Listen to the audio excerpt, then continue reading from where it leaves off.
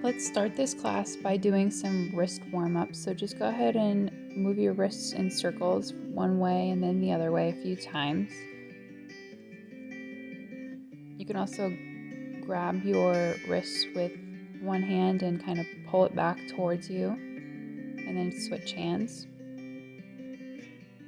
And now make kind of like a stop sign in front of you and push through your palms of your hands and then turn your hands down and kind of feel it through the tops of your wrists that way. So just kind of go back and forth like that a few times. Maybe come back to do a few more wrist rolls. Now we can set up for a cat-cow sequence. So start off by being in tabletop position with your hips stacked over your knees and your shoulders stacked over your hands. Inhale, drop your belly down, raise your head, and then exhale, push through the top of your back as you drop your head. You can go through this a few times at your own pace. I have my hands in fists here, kind of to preserve my wrists for later since we will be working on our hands a good amount during this class. You can also place a folded blanket or towel under your knees. Now when you finish, you can come to tabletop position, plant both hands down on the mat if you haven't already, and then on your exhale, you can push your left foot back behind you, and we're going to raise our right arm up and then raise your left leg. So we're raising opposite legs and arms and trying to keep them parallel to the ground, but if you are only able to lift them up a few inches off the ground, that's a big workout in itself also. So again, we want to make sure that our bent knee is under our hip and our planted hand is under our shoulder. Now you can come back to tabletop position. We're going to set up for the opposite side. So stick your right leg back behind you, reach your left arm up, and then lift your right leg. You can set your gaze to be about a foot in front of your planted hand and breathe through this. This is actually a very hard balancing pose. This whole sequence right here is called balancing table, and it's working our butts as well as our core, our legs, and arms. You can come back to tabletop, and we're going to do each side one more time. So lift your left leg up behind you as you lift your right arm. If you're shaky here, that's completely normal. Think about planting your weight through your hand and bent knee, and try and look at the same spot in front of you the entire time. That'll help keep your balance. Now come back to tabletop position and set up for the opposite side. So stick your right leg up behind you. See, I kind of lost my balance there a second. That's totally okay. And then lift your left arm up to be parallel to the ground. You'll start to feel burn through your lifted legs, butt cheek, and possibly through your abs. Now come back to tabletop position, shift your hips back towards your heels, walk your arms out in front of you, and rest for a few moments here in child's pose.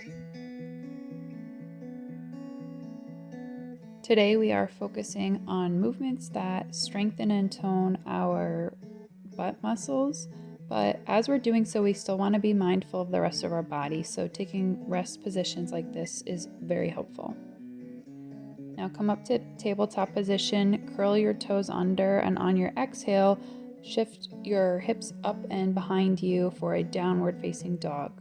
You can walk your feet out like I am doing here in order to kind of loosen those muscles and hamstrings. And as we are in downward dog, I'm just gonna tuck my shirt in so it doesn't keep falling. But in downward dog, be sure to have a bend in your knee, and the goal is to have your back nice and flat. It doesn't matter if your knees or your legs are bent or straight. That's not the point. So as we are here in downward dog, allow your weight to be distributed between your hands and your feet. Really make sure you're grounded through your hands. Now, very carefully lift your right leg up behind you even if it's just a couple inches off the floor for three-legged dog. Try and keep your hips square to the front of the mat. And now come back to downward dog. We're going to now do the opposite side, so keep your right foot planted down this time and slowly lift your left leg up. My leg is cut off in the frame here, but it's definitely not straight, it's not very high. Just go as far as what's comfortable for you so that you're maintaining your balance here. And now come back to downward dog. We're going to do one more time on each side. So inhale, and then as you exhale, lift your right leg up towards the ceiling. Now look forward and exhale, step your right leg in between towards your hands. You can use your right hand to help bring your right foot forward. And very carefully, you can lift your body up. This is a crescent lunge. You want to make sure that your bent knee, your right knee, is stacked over your right ankle and not in forward of it. And for your back leg, you want your foot to be facing forward towards the front of your mat. So this is basically also called a high lunge. You may know it as a lunge from gym class. And you can keep your hands on your hips here to make sure that they are square to the front and also to give you some balance. On your next exhale, plant your hands in between on the other side of your foot and step your right leg back towards downward dog. Take an inhale, and then as you exhale, lift your left leg up behind you for three-legged dog. Now look forward and bring your left leg forward to be in between your hands. Again, you can use your left hand to guide your left leg forward. And inhale, reach your arms up to help lift your chest up into this crescent lunge. Again, check your placement of your left leg so that your left knee is right over your ankle, and your back leg should be so that your back foot is facing forward. Mine here is turned out a little bit, which I was trying not to do, so don't do what I'm doing, and try and make sure it's pointed completely straight forward.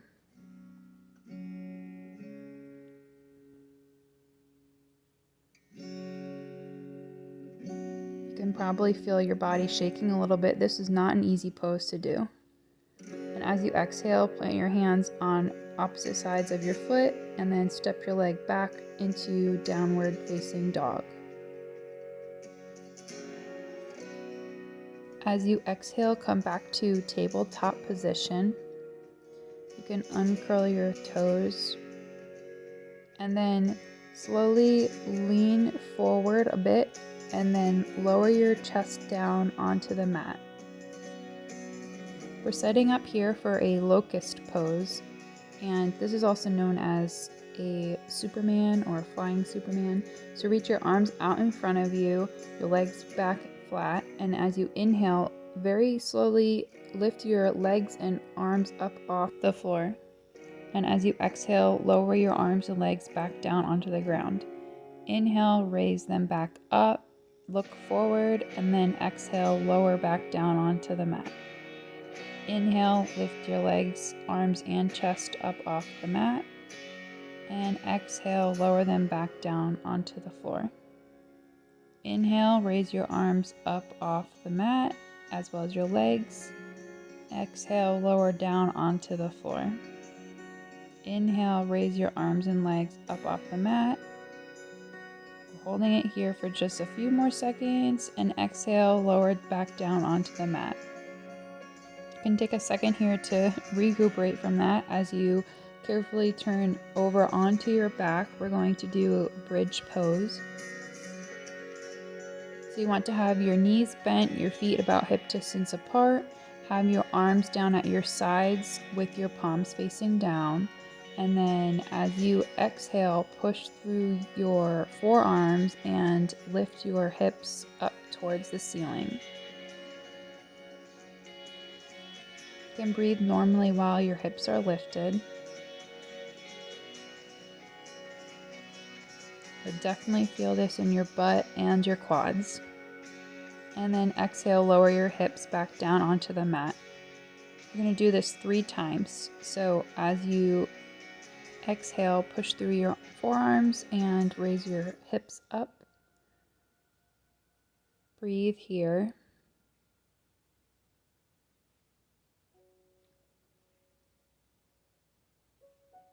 And then exhale, lower your hips back down onto the mat. Take a deep breath in, and then as you exhale, raise your hips back up. We have a tendency to allow our knees to kind of spread out more, and we want to keep them in line with our ankles. So try and be mindful of where your knees are. And as you exhale, lower your hips back down onto the mat. Now you can slowly straighten your legs out in front of you. You can turn your hands up so your palms are facing the ceiling. And if you are comfortable with closing your eyes, you can do so now. This is going to be Shavasana. We're going to just spend 2 minutes here in Shavasana. So think about all of that hard work that your body just did, working on our abs, our core, and mainly our booty, and allow your body to rest from that movement, and also allow your mind to rest. So if you have thoughts coming in, it's totally fine that they're there. Don't be mad that you're thinking things, but just try and let your mind be free and focus on your breathing.